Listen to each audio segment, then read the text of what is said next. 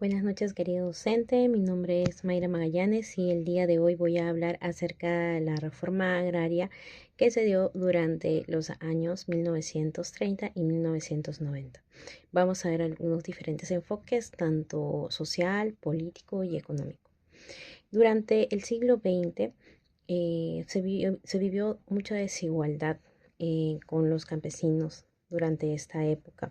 Había mucha gente beneficiada con las tierras y con las haciendas que solamente eran distribuidas entre la oligarquía y se trabajaba con muchísima desigualdad. Fue recién hasta el año 1969, durante el gobierno de Velasco Alvarado, que recién se pudo dar el verdadero cambio y la verdadera reforma agraria. Para ello, vamos a ponerlos un poco en contexto. Antes de la reforma agraria, se veía muchísimo el latifundismo durante la época. Quiere decir que solamente algunos se veían beneficiados con las tierras, mientras que había muchísima desigualdad entre los pobladores, entre la población y la sociedad. Sin embargo, recién hasta el año 1969 se vivió con mucha fuerza ya la reforma agraria, la cual se vio profundamente abanderada por el discurso tan potente que hizo Manuel Velasco Alvarado. Para poner un poco en contexto,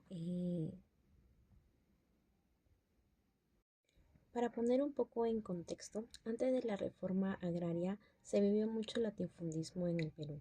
Quiere decir que solamente ciertas familias tenían los terrenos, tenían haciendas, tenían tierras, y los campesinos se veían en la obligación de trabajar estas tierras en profunda desigualdad, en condiciones casi feudales, como arréndires, como pongos, para poder seguir manteniendo sus trabajos.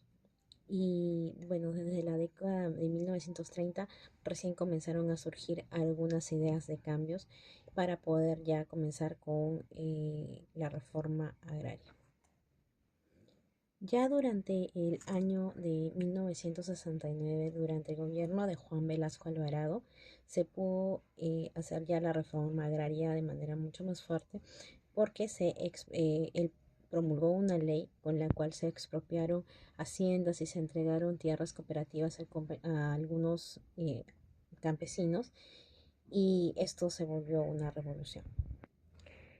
Viendo desde el ámbito político esta decisión, sí creó un impacto bastante profundo con respecto a la reforma agraria, ya que la oligarquía fue totalmente desmantelada de todas sus tierras, ¿no? Y por primera vez se iba viendo que el campesino comenzaba a tener más participación política, pero no fue al 100% su participación, sino fue más bien algo interpuesto. Fue algo que venía de arriba, ¿no? Interpuesto por las sociedades. Y a lo largo de todo este tiempo no fue muy fructífera esta decisión, ya que se creó demasiada desorganización, incluso hubo mucha violencia por peleas de tierras y todo ello, y no y generaba más que todo desconfianza ante las instituciones. Viéndolo desde el ámbito económico, los resultados fueron mixtos, no fueron ni buenos ni malos. Se acabó con los hacendados, se acabó con el modelo de las haciendas, y se entregó a los campesinos, se beneficiaron a varias familias, más de 300.000 familias fueron beneficiadas con este plan, pero a causa de la falta de asesoría, el desconocimiento, no sabían cómo administrar. Algunos no supieron llevar bien su administración de cada una de las tierras que se les daba, y se comenzó a caer en algunos casos la producción del agro. Al caer en esto, al caer sus producciones, su administración, a falta de oportunidad comenzaron a poblar las ciudades que estaban alrededor de Lima, que ahora son los conos, pues, ¿no? Entonces no logró modernizarse el agro debido a la poca información que tenían capaz, a la falta de asesoría.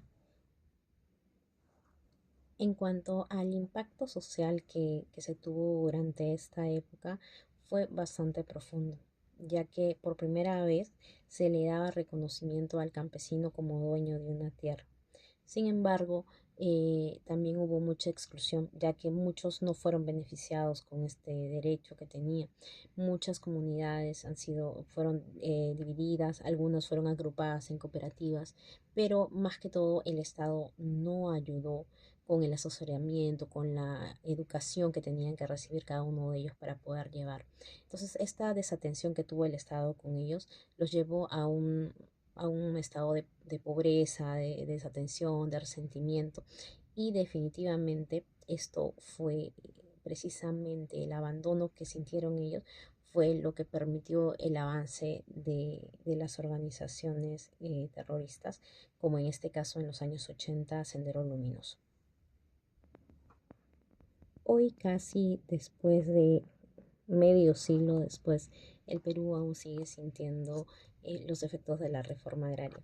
El agro continúa fragmentado, con pequeños productores trabajando sin tecnología, sin apoyo de parte del gobierno. Hay muchísima pobreza rural que todavía persiste en los interiores del país, pero también hay bastante aprendizaje que nos hemos llevado. Más que todo la demanda por una nueva reforma agraria que nuevamente está posicionándose ya como un tema de conversación. Eh, Se ha llevado nuevamente como un debate, incluso en el Congreso. La tierra ya no es solo un recurso, sino más que todo es identidad, es cultura, es comprender que el sistema agrario en el Perú es muy clave para poder comenzar a construir nuevamente el país y sobre todo hacerlo mucho más productivo en los aspectos económico, social y político. Hoy por hoy podemos decir que la reforma agraria fue una apuesta bastante ágil de parte del gobierno. Sin embargo, en el aspecto económico, pues no, desde el punto de vista económico buscó que todo fuera por igual, pero sin embargo no se garantizó que fuera así, no se pudo lograr desde el punto de vista eh, político.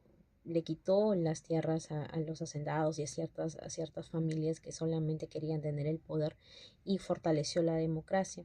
Socialmente, el campesino se sintió un poco más poderoso y hoy por hoy la reforma agraria pues sigue en debate, ¿no?